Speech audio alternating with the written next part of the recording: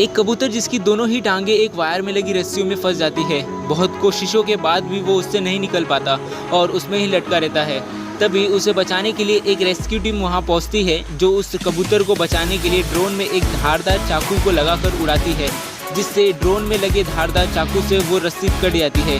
लेकिन जैसे ही वो ड्रोन उस रस्सी को काटती है, वो कबूतर उड़ते हुए एक घर में गिर जाता है, जहां उस कबूतर की दोनों टांगों से उस रस्सी को सफलतापूर्वक काट दिया जाता है। जिसके बाद उसे रेस्क्यू टीम अपने साथ लेकर चली जाती है ताकि उसका अच्छे से इलाज हो पाए। सो गाइस, इस रेस्क्यू टीम के लिए एक लाइक तो बनता ही है जिन्होंने इस बेजुबान पक्षी की मदद की। और आपका इसके बारे में क्या कहना है, कमेंट